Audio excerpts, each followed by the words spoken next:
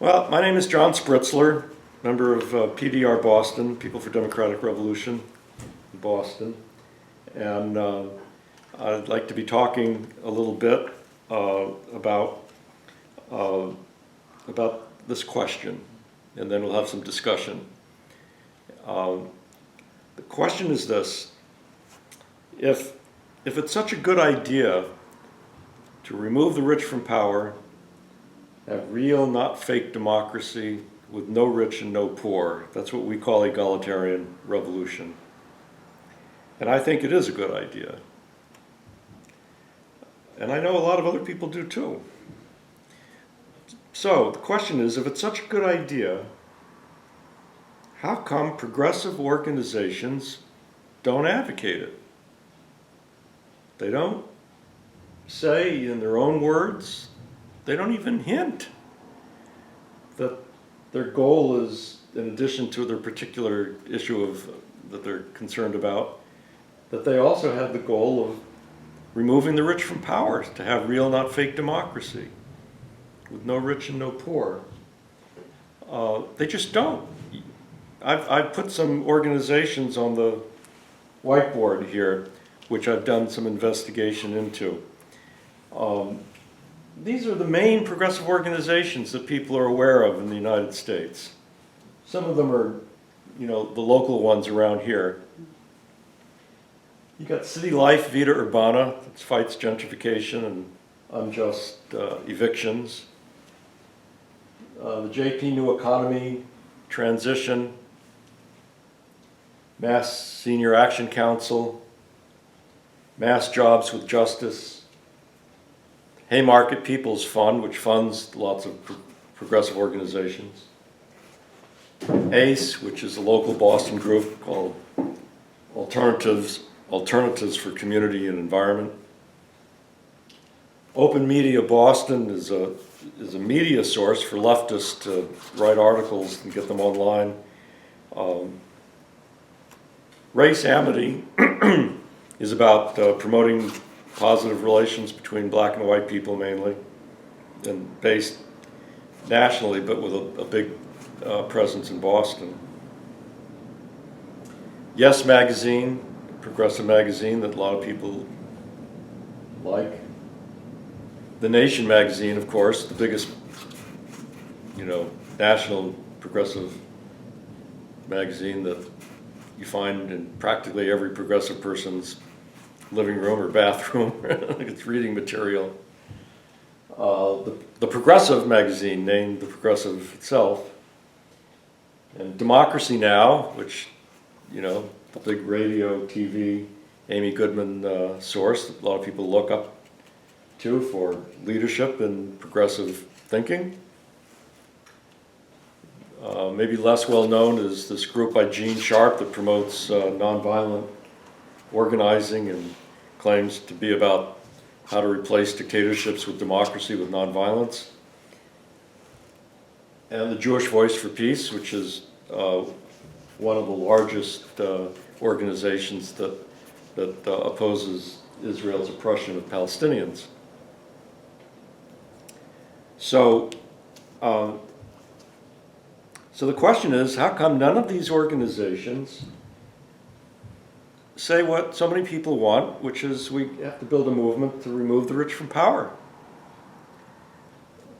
Now, the answer is not that people in various progressive movements wouldn't love to do that.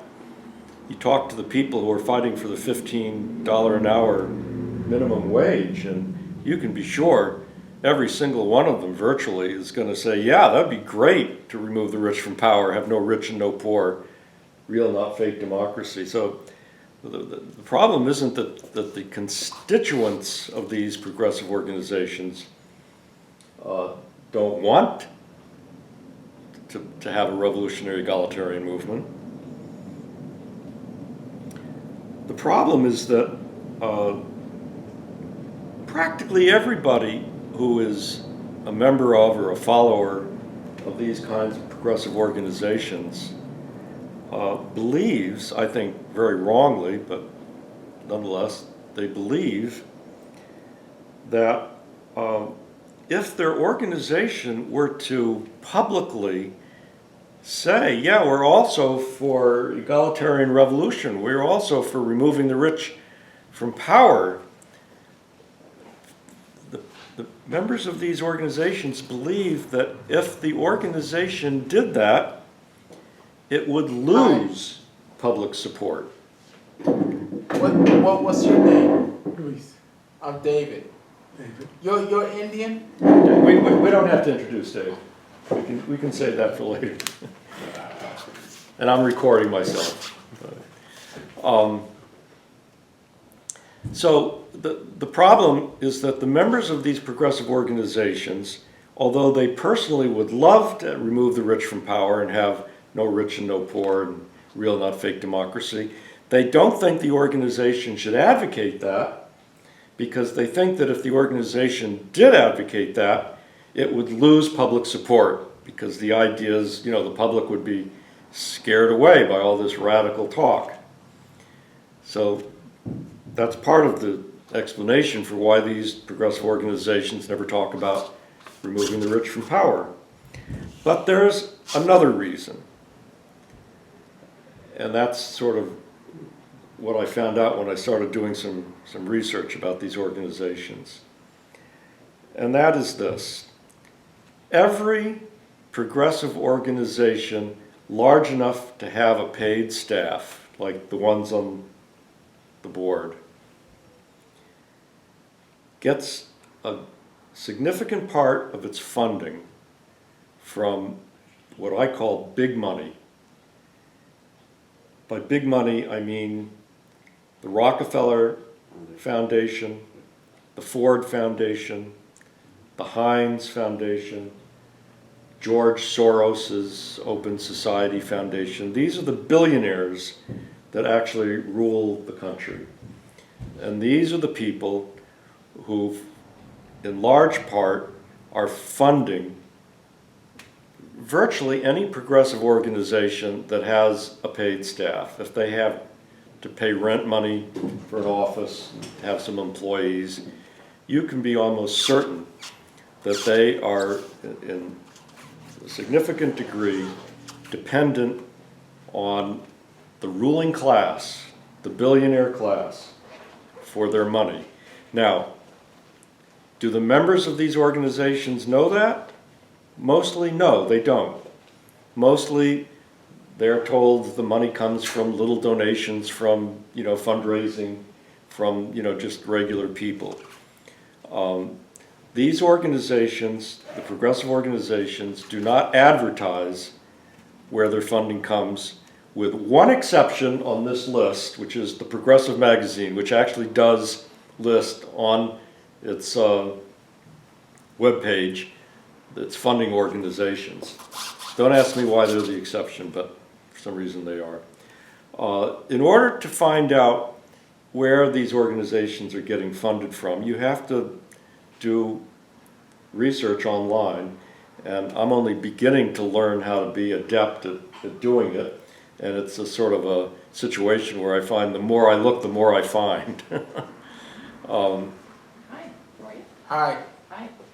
So the situation we have is that even if the membership of a progressive organization said to the people who are the executive officers of it, board of directors of it, the leadership of it, if they were to say, hey, we should tell the public that in addition to being against gentrification or for a higher minimum wage, we think that what's really needed in this country to make it the way it ought to be, the way we're trying to make it, is an egalitarian revolution. Remove the rich from power, have no rich, no poor, real not fake democracy.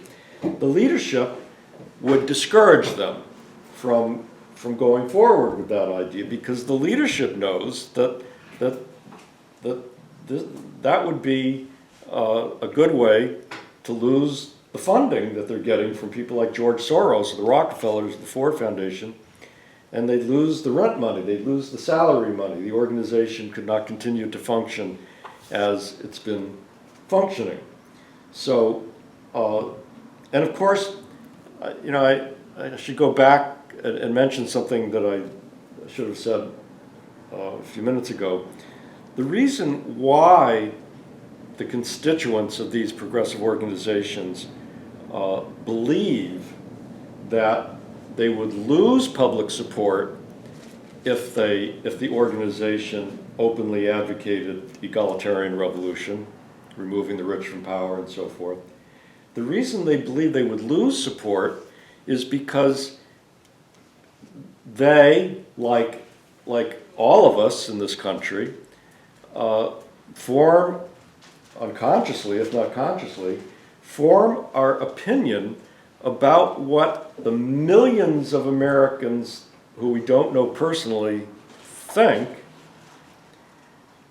based on the mass media. You might have a friend who thinks egalitarian revolution, however, whatever words he or she describes it with, is a good idea. But what about the 250 million people that you're never going to know personally? What's your opinion of how they're thinking? Well, what's it going to be based on? It's going to be based on the TV shows you see, the radio shows you listen to, the magazines you read. What else do you have? And all of those, not only the official mass media, the NBC, CBS, MSNBC, CNN, not only they, but the so-called countercultural alternative media, none of them portray ordinary people saying, let's remove the rich from power. Let's have real, not fake democracy with no rich and no poor. You never see ordinary people on virtually any media, even the alternative media, saying that. Listen to Democracy Now! Oh yeah, you'll hear Israel's bad and the war in Iraq is bad and so on and so forth. But will you hear that ordinary Americans want to remove the rich from power? No, you will not hear that. So the hopelessness about making a fundamental egalitarian revolution in this country is pervasive. It's hopelessness not based on people not wanting to do it, but based on people thinking it's impossible. Because who would join me in trying to make it happen? Nobody. A handful of powerless, tiny small minority of people maybe, but in terms of the vast American millions of people, no, they would be against us.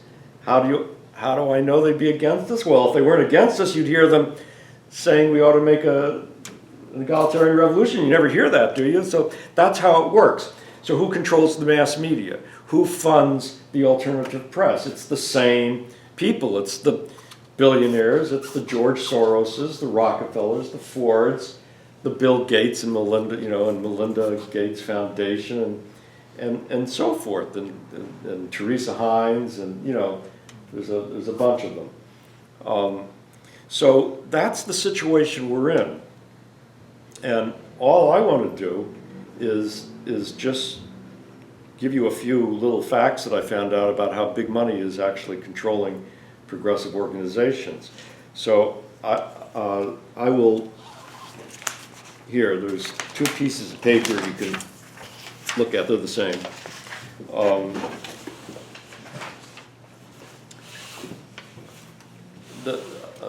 City Life Vita Urbana is perhaps the most respected progressive organization locally in Jamaica Plain.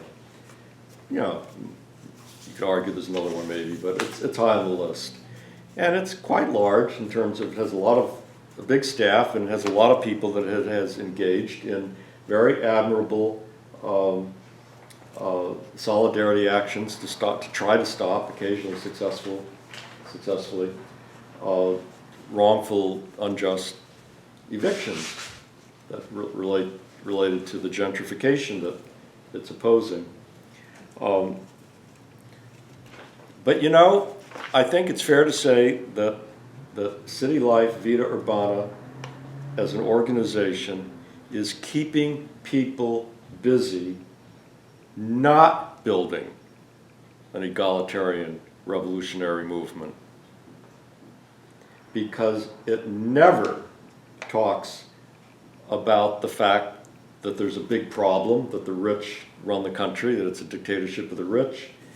They never talk about the idea that we should do something about that to solve the problem at the root.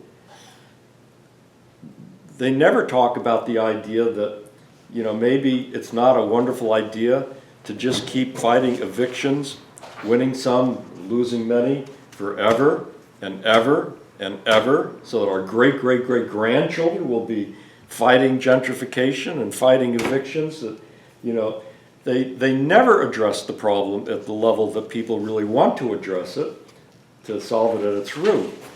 And I think part of the reason is that the leadership knows that, at least in 2013, it was George Soros, a man with $24 billion to his name, the 17th richest American, who gave Vita Urbana, through his Open Society Foundation, $150,000, specifically, as you can read on George Soros' own webpage, for the purpose of expanding their model.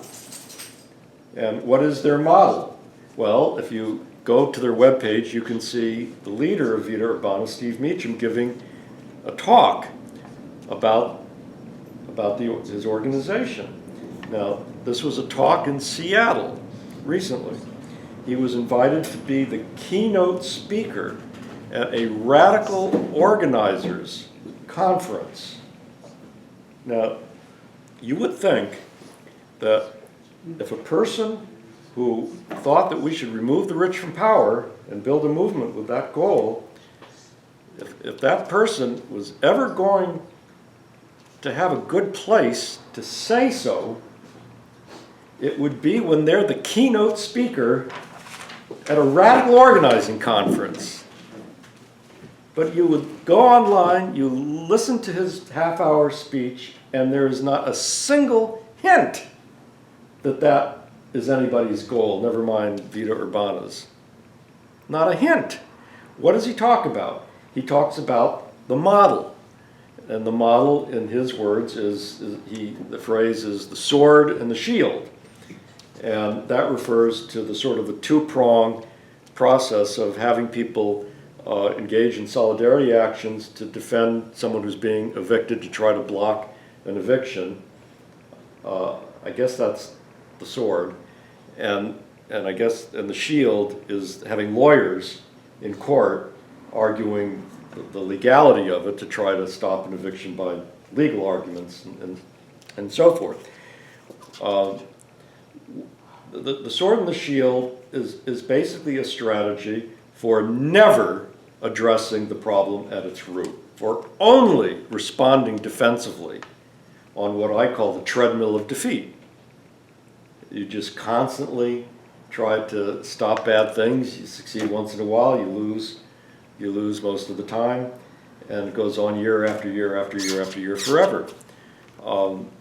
That's the model. And apparently George Soros thinks it's a great model because it doesn't threaten the power of the rich at all. It keeps people busy, like a hamster in a hamster wheel,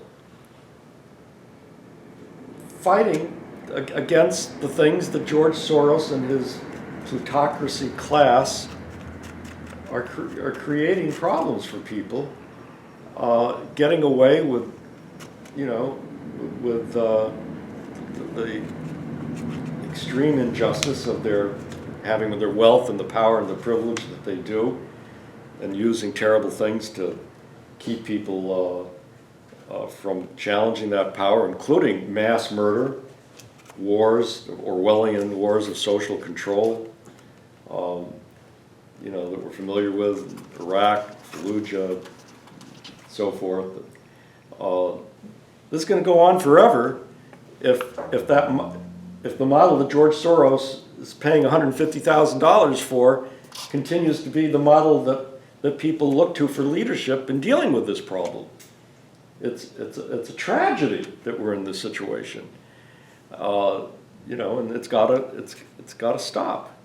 So the next thing I'd like to do is I'd like to say, who would like to pick an organization for me to talk about next from that list? Jewish Voice for Peace? Jewish, JVP? Okay, Jewish Voice for Peace. This is a particularly interesting choice for the following reason. Let me get my notes out for it. Second. Yeah.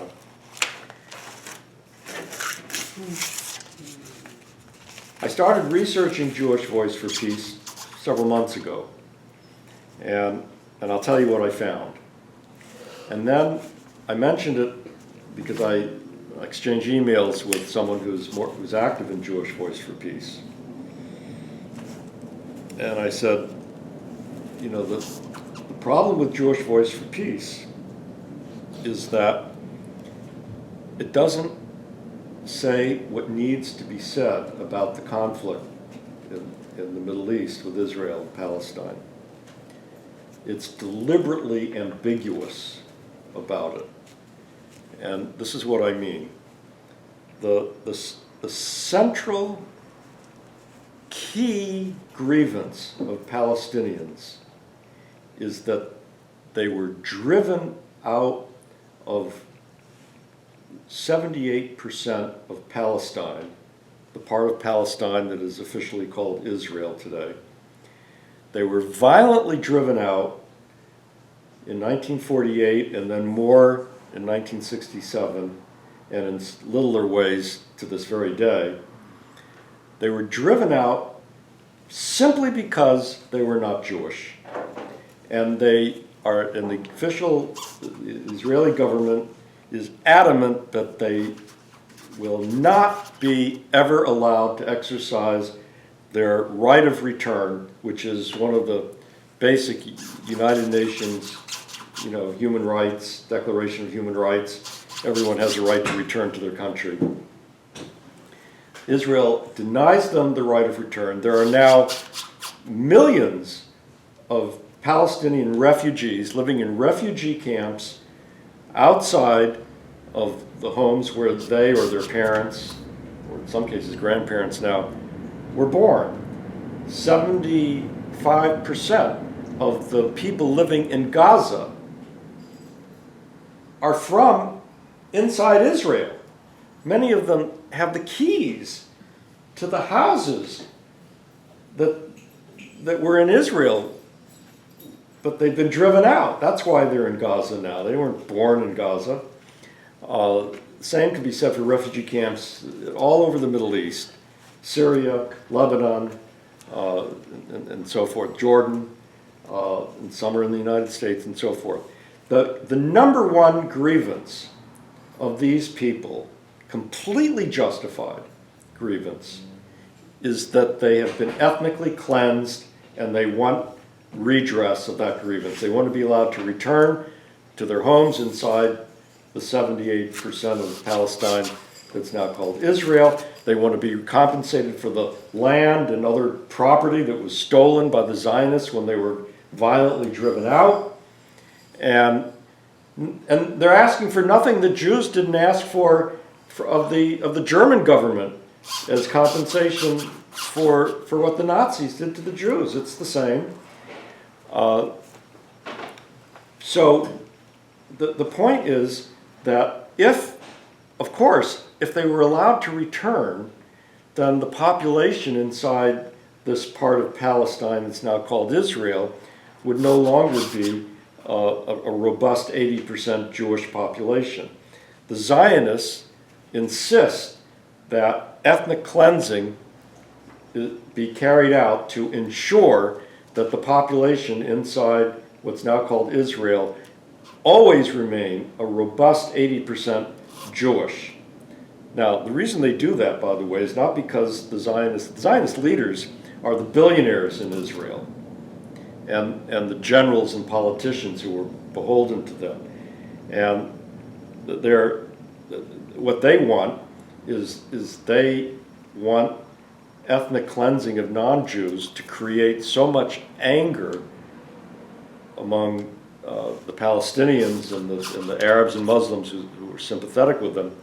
They want that anger to be directed at Jews. That's why they call it a Jewish state. even though ordinary Jews are being screwed in Israel economically. That's why in 2011 there was huge demonstrations all over Israel that broke out against the economic oppression of ordinary Jews at the hands of the billionaire class that runs the country.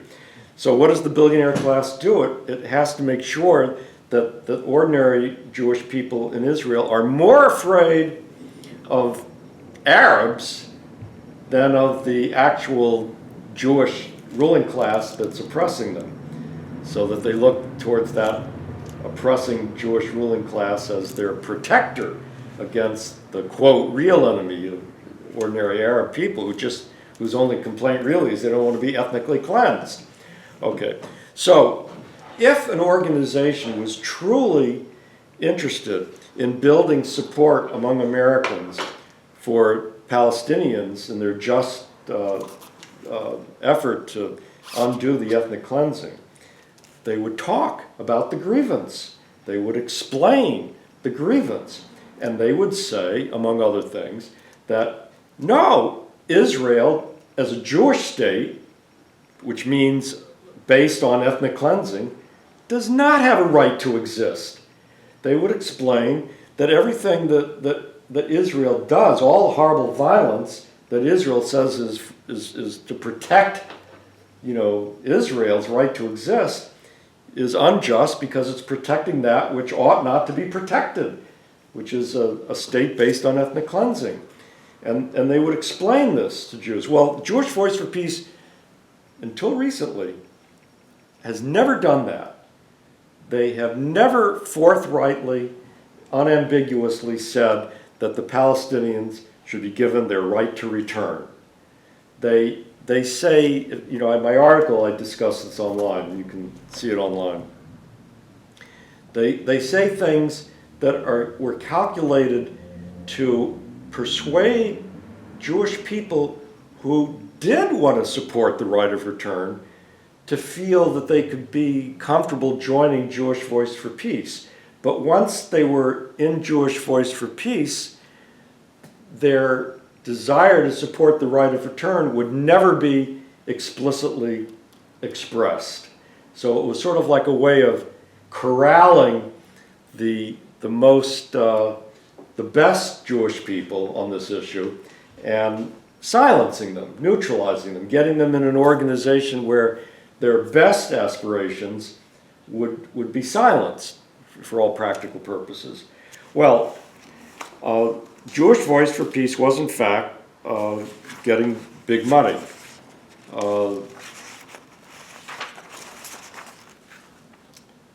It was getting money, I'll just list one thing, it was getting money from the Tides Foundation. The Tides Foundation is an organization that is set up to take money from the Ford, the Rockefeller, and the Heinz and similar foundations and manage the giving of it to particular organizations. Okay, so the Tides is like if you think of the Ford and Rockefeller foundations as being like the heart of our society, with the blood all there to be pumped, Tides is like the veins, the arteries and the capillaries that get it to little organizations in little cities and towns, where it plays its role of what George Soros' role is with Vita Urbana, for example, okay? So they are getting money from Tides. Well, the curious thing is that about a month ago, I made this point to a person I know online, and he said, well, Jewish Voice for Peace decided to stop taking money from these big money foundations. And they decided to explicitly support the BDS campaign, that's boycott, divestment, and sanctions, which one of its three demands is explicitly supporting the right of return of the refugees to inside Israel. And I said, that's great, that's very good.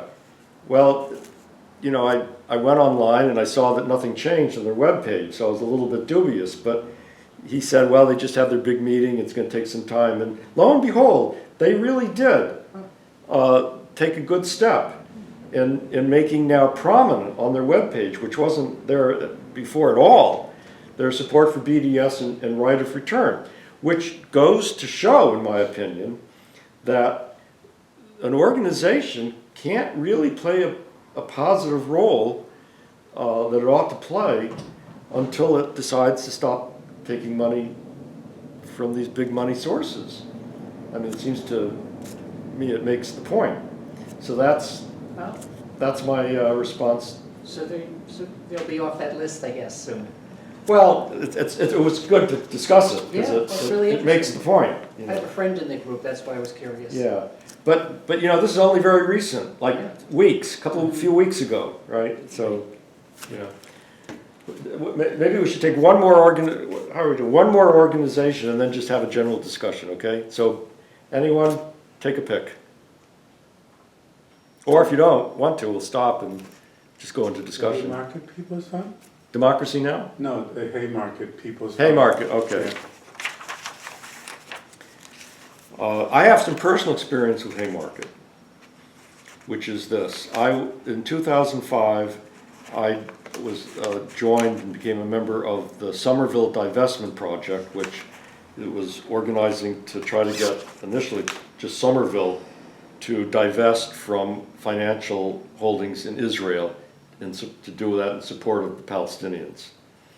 And the SDP, the Somerville Divestment Project, we applied for funding from the Haymarket, and we got it for a number of years.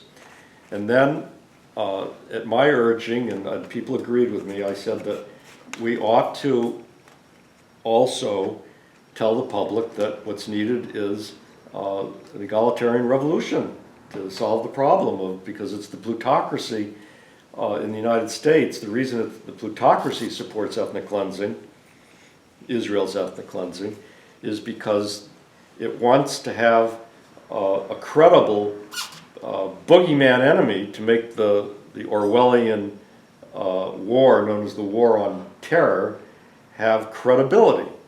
And the Palestinians and the Muslims and Arabs who support them, their anger is easily portrayed in the mass media as anti-Semitism, even though it's anger at being ethnically cleansed. And so it makes it, their anger and their occasional violence against the ethnic cleansing government is easily portrayed as terrorism to frighten the American public, and to use that as an Orwellian war of control, which of course is one of the main strategies of the American plutocracy, is to keep us frightened of a foreign enemy. In the past it was communism, before that, it was World War II with fascists, and I'm not saying that the fascists were not a really bad enemy, but I did write a book about the fact that defeating them was never the main purpose of the war in World War II for the Allies, and I could argue that at another time and place, but it was using the pretext of fighting fascism to control the American public was about. Anyway, we've had boogeyman foreign enemies to control Americans for decades and decades and decades, and the current one requires a credible Muslim terrorist, supposedly terrorist, hateful, irrational, anti-Semitic enemy, and Israel produces that enemy with its ethnic cleansing, and that is the reason why you will not find a single American billionaire, member of the American ruling class, criticizing Israel's ethnic cleansing. Doesn't matter if they're Jewish or not, that has nothing to do with it. And some people say, well, yeah, but they're afraid they would be called anti-Semitic. So I can do it, but they can't. I can do it, a nobody, but they with their billions can't. And besides which, while it's true that the mass media are pro-Zionist, many of them are owned by Jews who are Zionists, others are owned by non-Jews who are also Zionists. The fact is that the billionaires wanted to destroy the pro-Israel lobby. In about 3 months, they could do it lickety-split. They had billions of dollars, right? They could create their own mass media. They could hire excellent movie producers and directors like Spielberg and so forth, and novelists and so forth. And they could flood the American public with just the truth about Zionism, which includes, by the way, how it has nothing but contempt of the Zionist leaders for ordinary Jews. And within about 3 months, they would have every politician denying that they ever supported Israel. But they don't do that because Israel plays an important strategic role. So anyway, so I said in SDP, we need to explain this in our leaflets and talk about the need for removing the rich from power. So we did. We had good leaflets in literature. And that's what we started doing. And guess what Haymarket did? It said, well, we're not going to fund you now. And so they stopped funding us. That's just my personal experience. Now, if I check my, okay.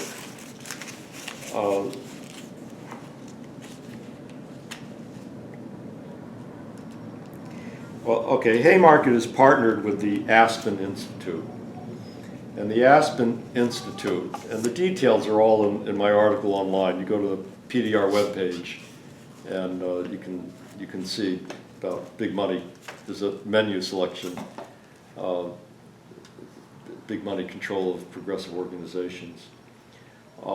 The Aspen Institute is one of these funders that funds, quote, progressive organizations. And one of the things that they specialize in is pushing the ruling class's line on race, which is racism benefits white people. If you are white, you should be happy that there is racial discrimination because it benefits you. Now, that has a name now that has been pushed by the Ford and Rockefeller Foundation. They even have an organization that they set up to push it. That organization is called the White Privilege Conference. And what white privilege rhetoric does, it's very clever. You'll notice that in the past, we talked about racial discrimination. And that phrase pointed you in the direction of looking at who is doing the racial discriminating. And that would typically be a corporation, an employer, a government, a police force, one of the manifestations of the ruling class, okay? Now, because of this push by the Ford and Rockefeller Foundation, you don't hear the phrase racial discrimination much anymore. What do you hear? You hear white privilege. White privilege, what does that do? That points the finger at the ordinary working class white person. It implies that this person is enjoying a privilege, which is a benefit from racial discrimination, okay? And what that means is that the truth, which is what the labor movement, to its great credit, realized, the great insight, that truth is being squashed by the ruling class with white privilege. What is that truth? The truth is that an injury to one is an injury to all. The purpose of racial discrimination is to create mistrust and resentment among ordinary people, to destroy solidarity so that the working class as a whole is weakened. You know, the Jim Crow in the South was not only an attack on the blacks, that's of course obvious. It was also an attack on the white working class people in the South. That's why wages for the white factory workers in the South were much lower in the South than in the North.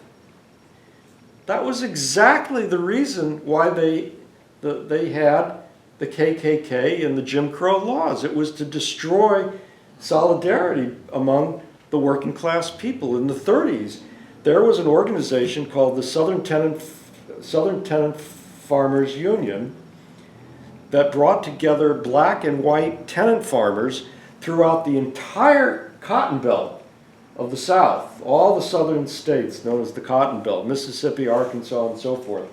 And they were united, black and whites together, and they organized a very large strike that actually won, significant improvements against the big landowners in the South that they were tenant farmers working for.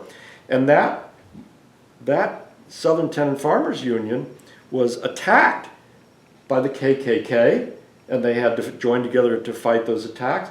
They were in violation of the Jim Crow laws, which made it illegal for black and whites to even meet together in the same place. Okay? The idea that the Jim Crow racism was to help the poor whites is absurd.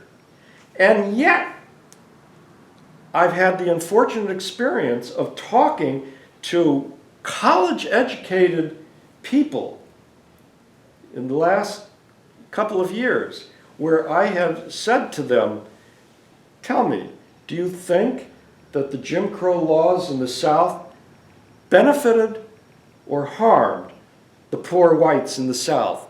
And they say, benefited. White privilege. They've got a privilege. It's carried to ridiculous extremes. And by the way, this is all being pushed by the Aspen Foundation and Haymarket. The last time when we went to be interviewed in the Haymarket, we were questioned in the interview process. And when they determined that I didn't agree with this BS, and that was also part of why we got a letter saying, sorry, no money this year, okay? The Aspen and the Haymarket Foundation want white people to think the way this idiot Tim Wise is going around telling them to think. Tim Wise says, he's the big advocate of white privilege, He says things like, if you're white and you don't get treated bad by the cops, the way black people do, then that's white privilege. Well, a privilege is a benefit, by definition. Now, there's two kinds of privileges. There's the privileges that are deserved, and there's the ones that are undeserved. A lot of people would say that the Queen of England and Prince Charles are enjoying privileges that are not deserved. Okay. So is Tim Weiss saying that white people who are not treated as bad by the cops are enjoying a deserved privilege? Obviously not. So is he saying they're enjoying an undeserved privilege? It's the only alternative. That's where the guilt baiting comes from, that white privilege is all about.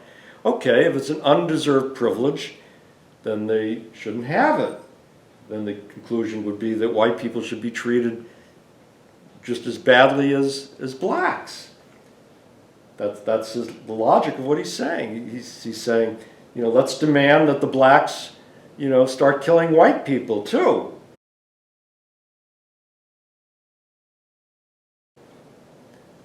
Well, of course he doesn't say that, because that would be too stupid. That would be too obviously stupid. So he just stops short of drawing the conclusion and just allows the guilt to have its effect, and that's its purpose.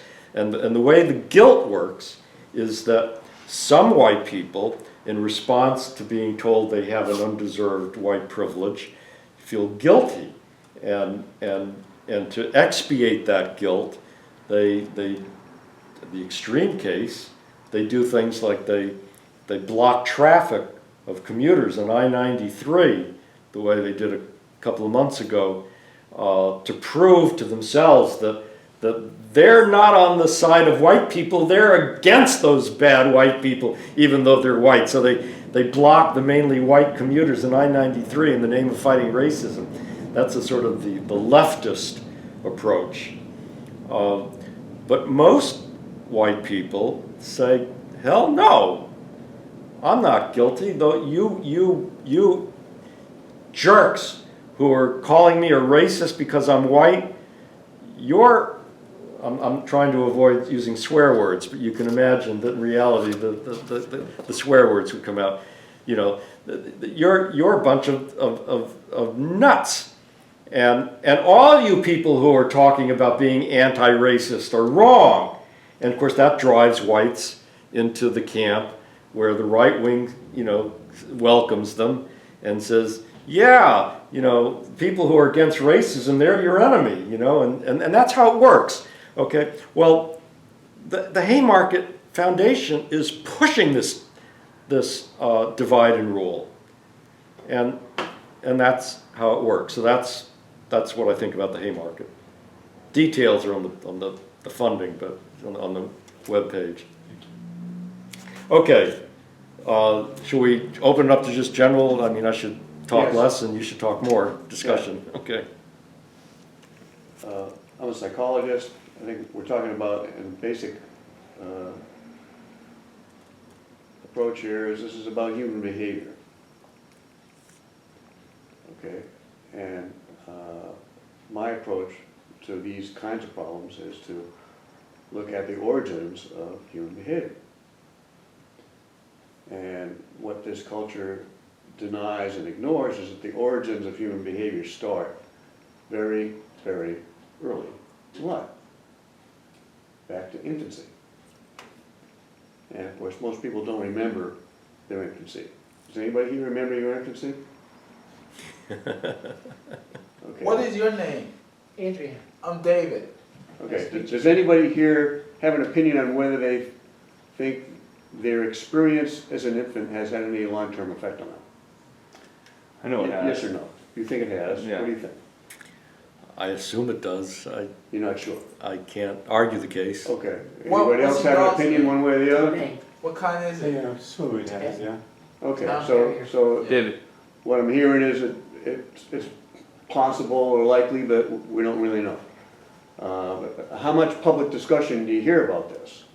The importance of infant experience in long-term and adult human behavior. I don't hear anything about this, certainly not in the mass media. Okay, and there's a lot of money, as there is in a lot of fields, to protect and extend the way we do things, the status quo, as people say, to keep things how they are, because lots of people are making a lot of money on the way things are. Here's an example. Baby cribs. Billions of dollars made by corporations by selling cribs to every new parent. People accepting without question that this is a necessary piece of furniture you need if you're going to have a baby. You've got to put a baby in a crib. Everybody accepts that like there's no discussion. When the crib manufacturers came out, did anybody come up with a study to question whether this is going to be helpful or harmful to the child? Zero. Nothing. They just put it on the market, did their advertising and promotion, and the public was persuaded, well, looks like we've got to have a crib for, this goes back to the early, 20th century. What's one example? Another one. well, What? before we move on from that, aren't cribs supposed to be safer for children, for babies? That's what, so you accept the Well, I thought there were a lot of- corporate line is that's what they want you Not to corporate, I thought believe. there were a lot of medical reasons. What's better? I thought there were a lot of medical reasons why it was safer. Well, for let me to be in a reflect it bed back with- on you. What do you think people did over 100 years ago when there was no such thing as a crib? They built one. They what? They built one. I don't know, where did the baby sleep then? Did they sleep in the bed with the family? Yes. And that's Yeah. not dangerous at all? Do you know that today, the United States is the only country in the world that routinely puts infants in cribs in a separate room? We are the only country in the world that does that. Oh. Do you know that today 90% of infants sleep in beds with their mother. Oh, So and there's no we accidents? think what we do is always so wonderful because we're so arrogant and think the United States, knows the best about everything. We don't. And a lot of very natural things where we left way behind, and we're doing what the corporations and what makes money for a lot of people. But the bottom line is we're not serving the needs of children. And when we don't serve the needs of children, they grow up to be adults that don't contribute to society and recognize their connections with other people and feel empathy for people because they've been disconnected from almost the day they were born because of the way we treat young children and infants. They've been disconnected emotionally and psychologically.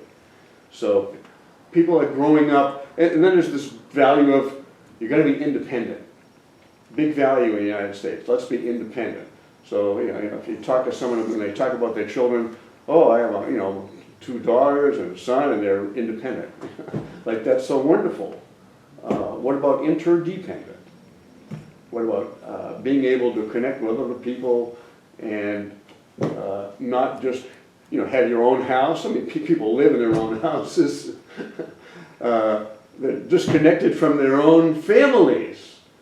I mean, even siblings are disconnected from each other. We have brothers and sisters that fight each other. We have corporal punishment. We hit our own kids. Even 35% of infants are hit by their caregivers. That is astounding. To hit a child less than 1 year old for any reason whatsoever is just so astounding. Well, how do you think that child's going to feel in terms of being safe and loved and protected? It's gone. The relationship has been disrupted.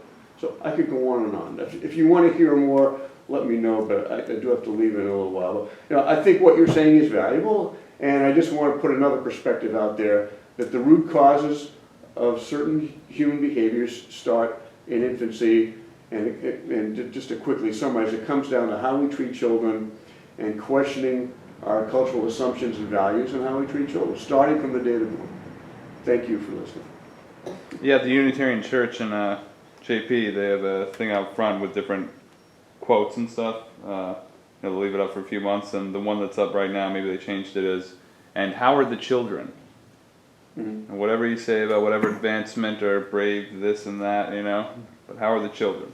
Yeah. And yeah, I mean, the goal, the hope is to build a movement that can remove the rich from power, and people can organize their communities the way they want to, and coordinate with other communities as they all decide, and deconstruct a lot of those ideas about independence, and how to have a more communal, human life. Rediscover who we really are, and not the abstract idea we have of who we are and how we should live. I mean, in addition to events happening at an early age, another reason why we don't remember is because we're all suffering from trauma. And what trauma does is represses the feelings and experiences connected with that event because they're overwhelmingly uncomfortable, they're overwhelmingly painful. And we survive psychologically by dissociating our feelings and experiences from way back because they're too uncomfortable, they're too distressing. So that's the way we psychologically survive. But in the process of doing that, by cutting off our feelings from trauma, we also tend to numb our emotional responses to almost everything because we're one whole emotionally, and if we repress and suppress feelings, then we're not open and responsive to a whole lot of other things that are going on. So part of what's going on here with human behavior is people aren't sensitive emotionally to how their behavior affects other people. The homeless issue is because we've been hardened off in the first place. People say, well, how can this happen at all? It's like, well, I mean, you kind of know people have been hardened. Well, we can only be as sensitive to others as we are sensitive to our own feelings. If we're cut out from our own feelings, we're certainly not going to be open to other people's feelings. And that's the corporate media is constantly trying to do that, to numb you or Yeah. just, But it's already distract. happened, I'm suggesting, Oh, yeah, it's yeah. already happened before anybody, before a baby watched a second of TV.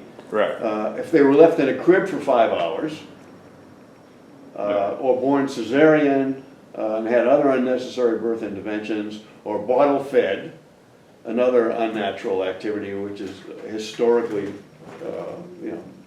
only been going on in the last 100 or 200 years. Didn't Stone Age men bottle feed? I'm This kidding, is, I'm kidding. We just don't take care of our kids the way they need to be cared for in order to grow up to be healthy and contributing adults. So Yeah.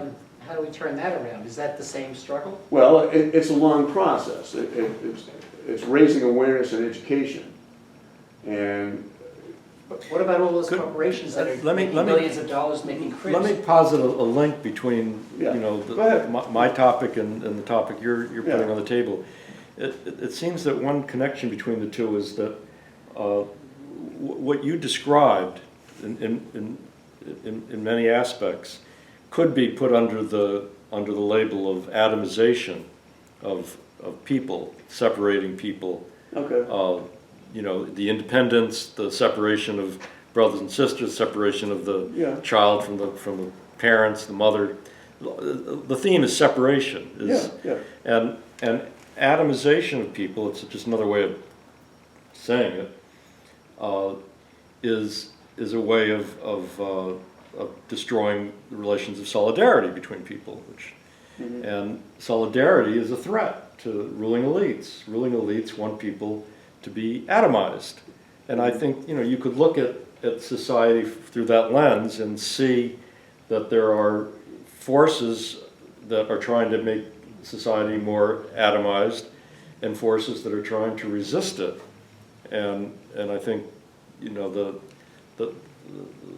on one side, you've got elites who see atomization as beneficial to them, various forms of it. And on the other side, you see people who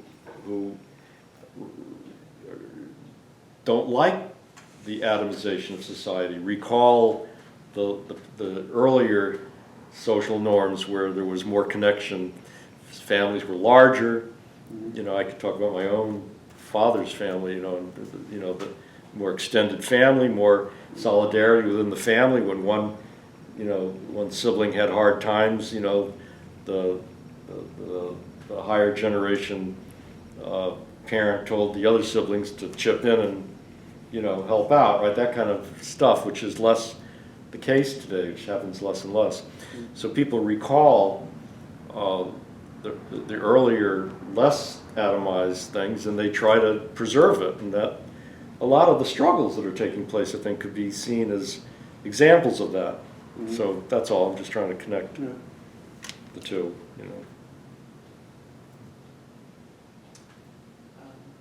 There is some hope. Lately, I've been reading a lot about climate change and the climate justice movement, and how that brings in all these other struggles: economic inequality, mass incarceration, the rich, subjugating everybody and putting everybody down. And in order to be successful in affecting climate change in a positive way by renewable energy and stopping fossil fuel, it'll bring in the struggle for all these other movements, because you're fighting the same enemies. And people will have to eventually stand up at some point if they don't want to see their planet destroyed and their life ended brutally that way.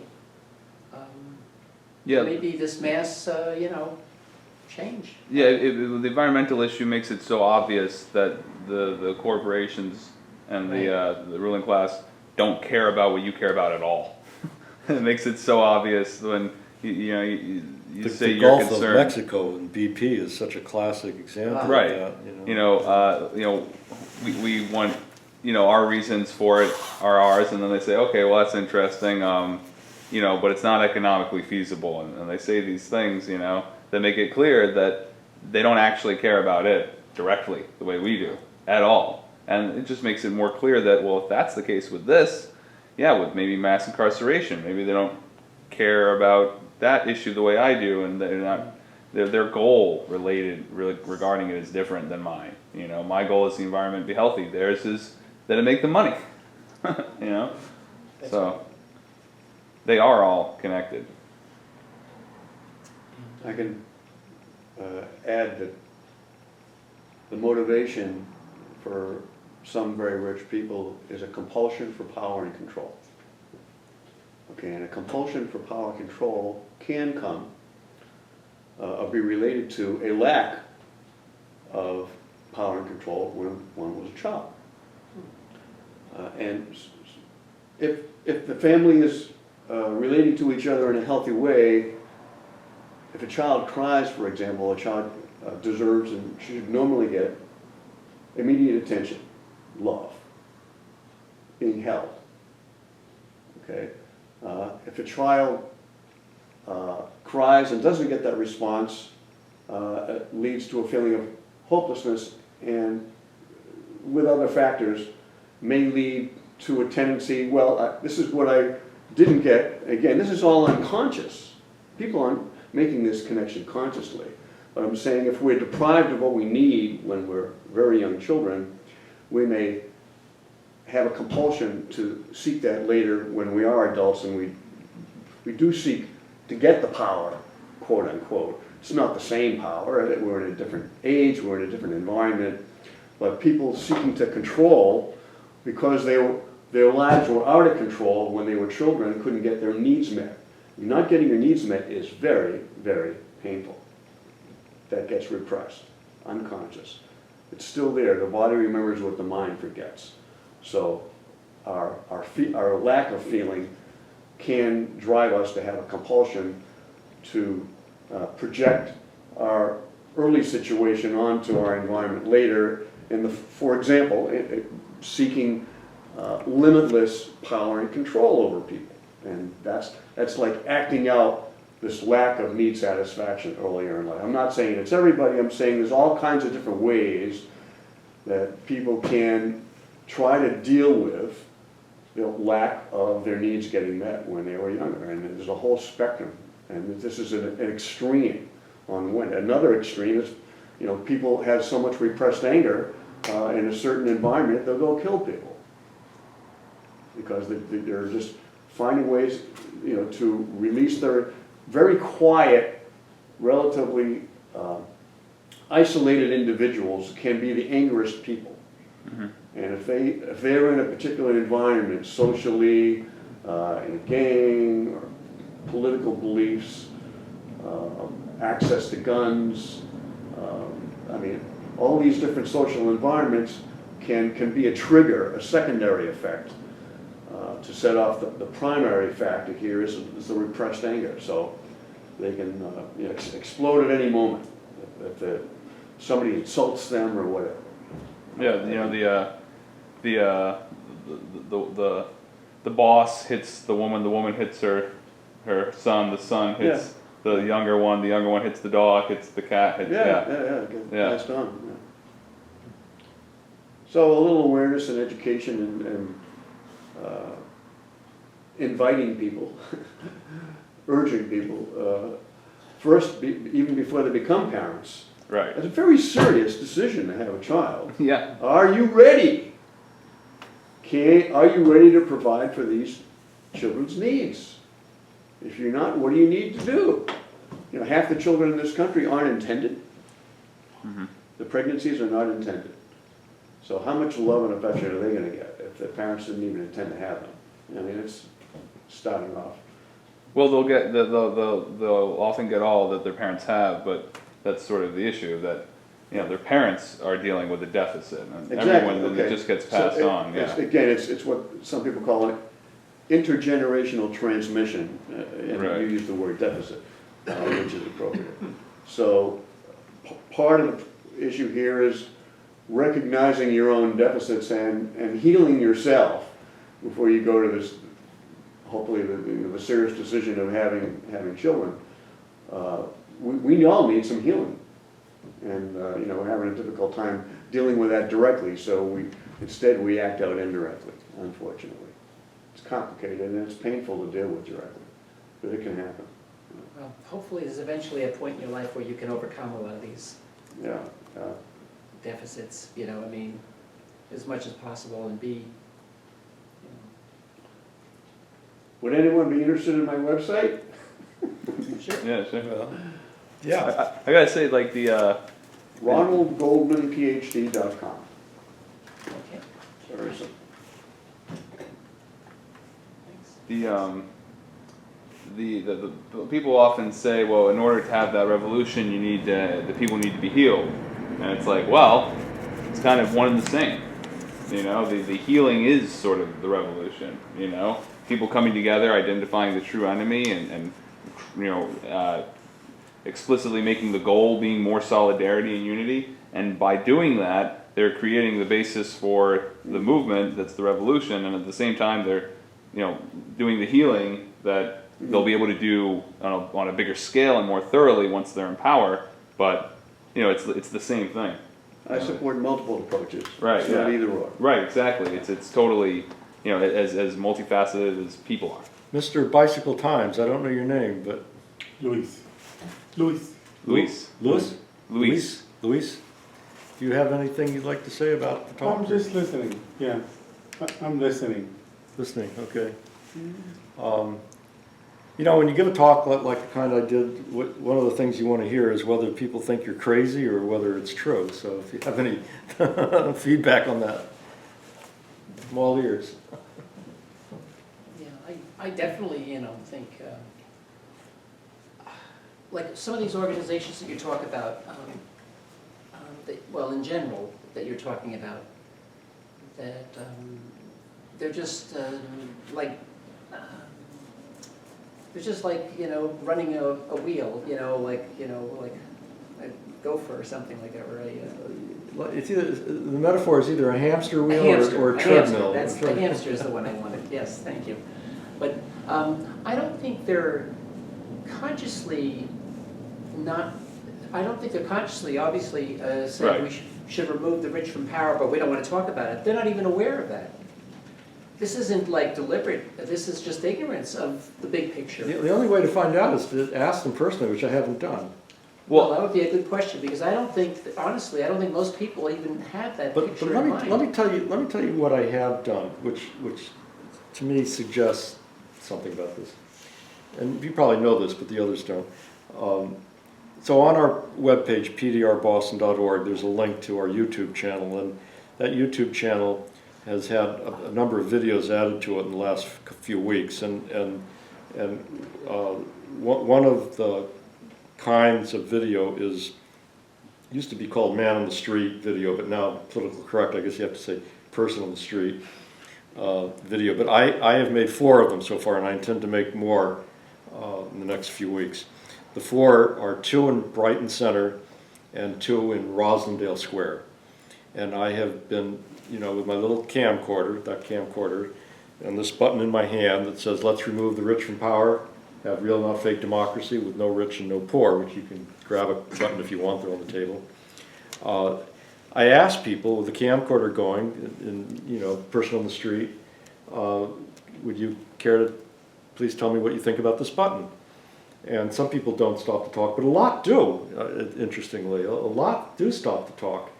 And all of them, no matter what they say, are online in these videos. It's not edited so that it's just cherry-picked. And virtually everybody who reads the button says they agree with it. They would love it to happen. They very often say, of course, it's impossible. Okay. But practically everybody, if you go on the sidewalk in a place like Brighton Center and Roslindale, and next I'm going to be going to West Roxbury and then Hyde Park. If you stop people and ask them what they think about removing the rich from power, they almost always say a great idea. How about a ballot question? A ballot question. So, of course, what you also discover if you go on the street is that a very high proportion are not eligible to vote. It's amazing. When I was doing work with Somerville Divestment Project, that we did ballot questions. We had to collect signatures. It's really quite interesting how You succeeded large. with your Yeah, ballot we question. succeeded. We got Nonetheless. majority votes, but just as an aside, you know, that it's amazing how many people cannot vote. They're immigrants, they're not registered, whatever, you know. Yeah, yeah. But the thing is, if this is so widespread as my experience seems to suggest, and I encourage you all to do the same experiment, you know, more the merrier.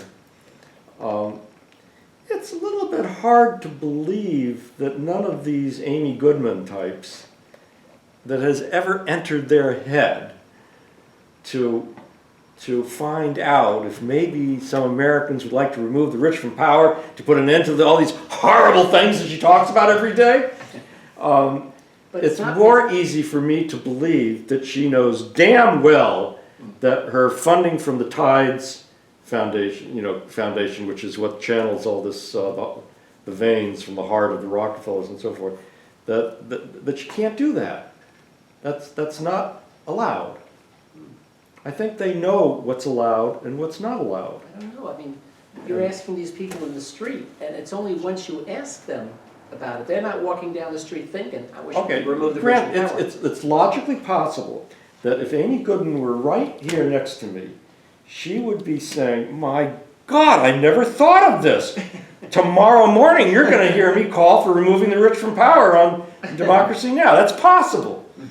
I wouldn't bet my money on it, though. I think ordinary people on the street, activists or whatever, they think it's impossible.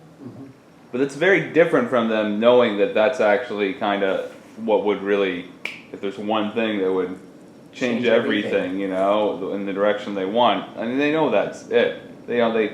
But it's the idea that it's impossible that makes it look like they've never thought of it. Well, maybe Amy Goodman thinks it's Well, I impossible got a too. question. In 3 minutes, would you tell us how is this possible? Okay, good question. To remove the rich from power. What is the process to Here we get go. from point A to point B? Here we go. And we discuss this on our webpage, Yeah, so okay, it's, so you know, read about it. briefly, please. First, the basic idea is we build a movement of literally hundreds of millions of Americans, and probably likewise in other countries, for reasons to be discussed down the road. Yeah. We build a movement of literally hundreds of millions of Americans who are explicitly saying that we want to remove the rich from power, we want to have an egalitarian society with no rich and no poor, with real not fake democracy, details of which are discussed Yeah. online so they could be flushed out, but you know, who have a vision of what they want, who Yeah. have the confidence in knowing that they're morally right in wanting it, and also in confidence in knowing that they're part of a majority who ought to be able to make it happen because they're part of a majority who want it to happen.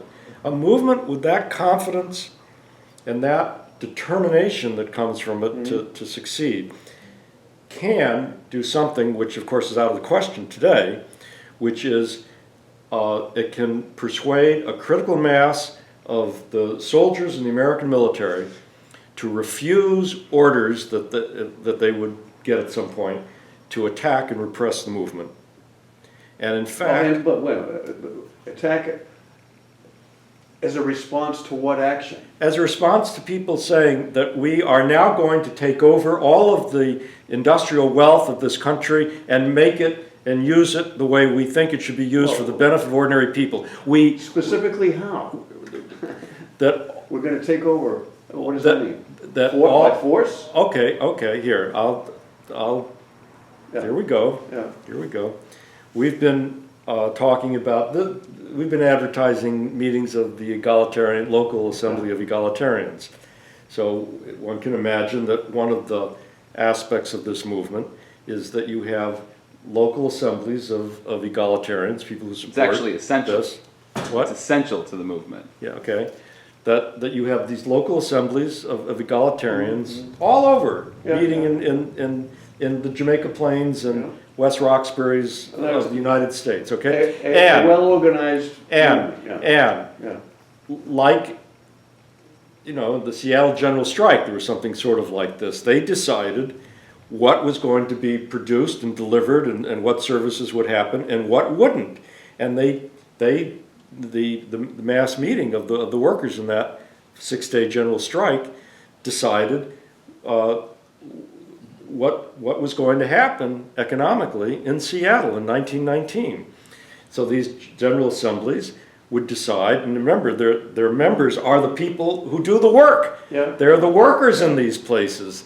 They're the workers decide to produce this or not to We're talking about a produce it. strike, as among others. Okay, so you can imagine this getting to the point Yeah. where the military is going to be ordered to crush it, to stop it. The ruling class isn't going to just let it happen, and so that one day the owners of General Motors come see a sign on the General Motors property saying it no longer belongs to the people who claim to own it. It belongs to society, and if you don't like it, tough, right? I mean, that's the logical conclusion of what this is leading to. At a certain point, the military is going to be ordered to seize the people who are the troublemakers, to shoot if necessary, to imprison, to squash the movement.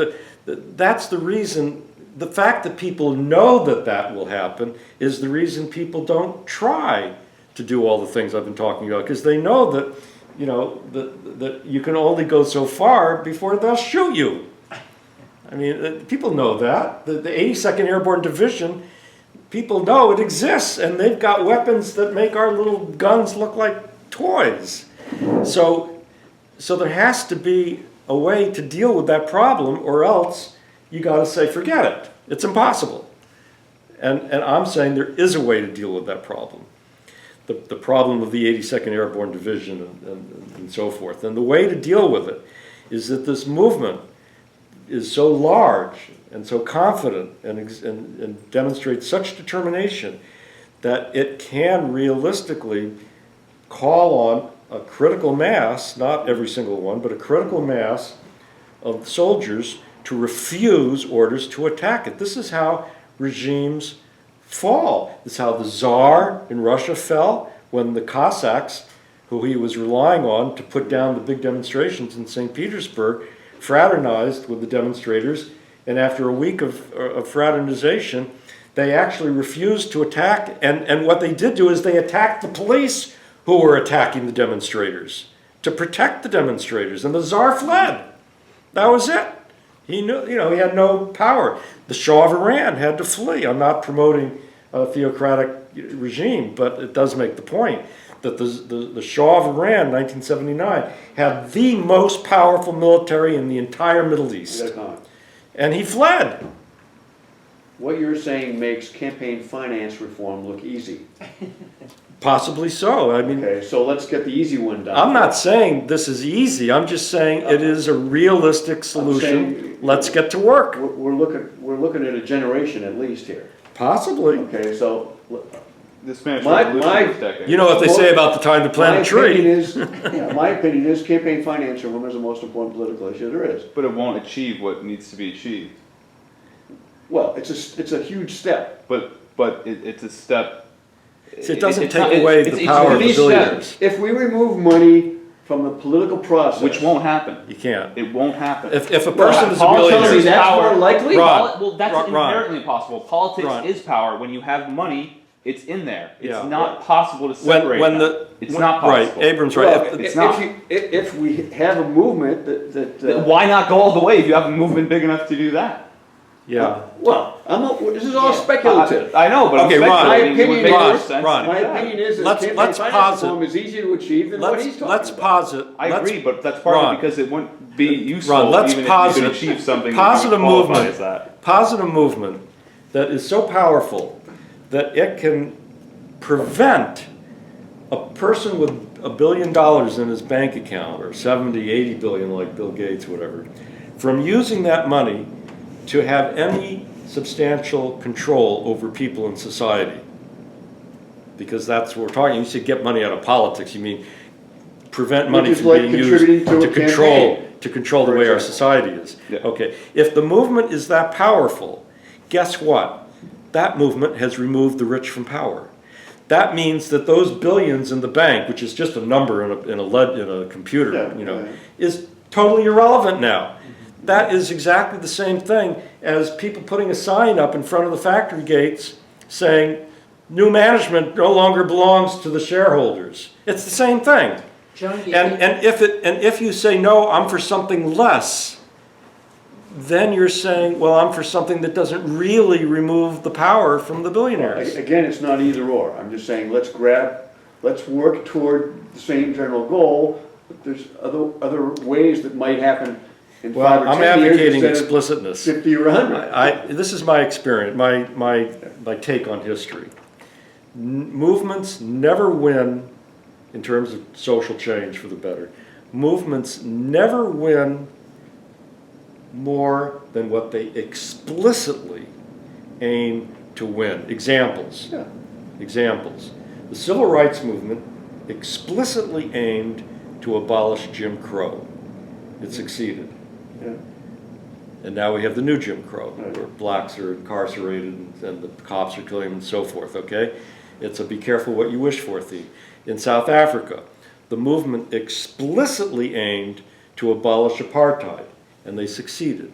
And now, very arguably, the material conditions of life for majority of South Africans is worse than in apartheid, because the same people are running the show. They're just doing it with black politicians instead of white politicians, with a few black managers instead of only white managers. But they killed and massacred the platinum workers, 30 of them killed, after apartheid was abolished. And the electricity and the housing has gotten worse, you know, and so forth. So, in fact, they did succeed in winning what they were explicitly aiming to win. They abolished apartheid.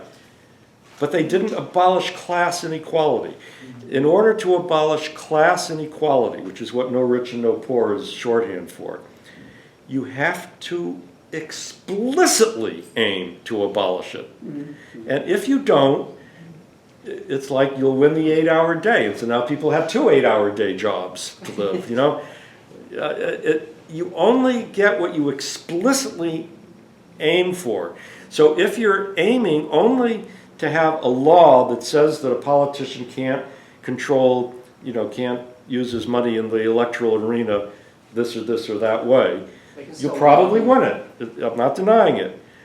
But they get around it in 1,000,001 ways, because $1 billion is power. Yeah. And no law itself is going to take away from the fact that $1 billion is So how do power. you prevent an owner of $1 billion from using it how You he wants? eliminate money as something that is even used in society whatsoever. If you read our webpage, you see we're talking about a sharing economy, Yeah. which is based on from each according to ability to each according to need, in which and I made a So documentary. you're talking about down with capitalism. Yes, Well, absolutely. why not use that word? Well, I do I haven't heard it. occasionally. I do occasionally. I don't avoid it. Well, it's actually on the webpage. As soon as you go to We've the been here an hour and a webpage. half and I haven't heard you say it. Well, there was some assumption, I suppose, Well, that you the rich make- were rich via You make a capitalism. fair point. Yeah. I will try to use I it mean- more often. Yeah, I mean, that's a synonym for what you're saying. You make a fair point. Yeah. I take that point. Well, not having capitalism doesn't mean not having money, nor does it mean having real democracy. Well, Up So with- you have to up with elaborate. the We don't egalitarianism. make a point of avoiding it. We do talk. capitalism is we do based talk on about it. competition. It'd be like, Oh yeah, I mean, we're grab for against as it. much as you, I mean, if you can sell it, then you sell it. Right, we're just saying that, you know, Why would you want you have to so- elaborate, If- you know. Free market, quote unquote. Right, but when you say you're against capitalism, some people might think that immediately means socialism or communism, but in fact, you know, it Well, doesn't necessarily so. Ron, listen, the fact is, we are explicitly on our webpage against capitalism. It I actually says was- capitalism next to I it. I Yeah, was right on the webpage. remiss. Okay, it's a in- hard sell, like a in- lot of things. I was remiss A in hard, my, what do you mean? It's a hard sell being It- against capitalism? in No, my, changing the In world. this country, yeah. Not really, not, I mean, selling to who? To capitalists? I mean, Ron. to the No, people? hey, but let me just. well, finish if my it point. were an easy sell, it would have been done already, Ron, right? No. Ron, I was remiss in my remarks tonight in not explicitly saying that, yes, we want to get rid of Right. capitalism. So But- let's but that's fundamentally change the economic system. Yes, and if you read our webpage, Okay. It is crystal clear that's what we're Let's talking say no about. rich and no poor. Well, you so. did mention Yeah, yeah. egalitarianism a lot, so Yeah. you All could right, well, thanks, I have to get going. Thanks. Okay, thanks for coming, Rob. Yeah.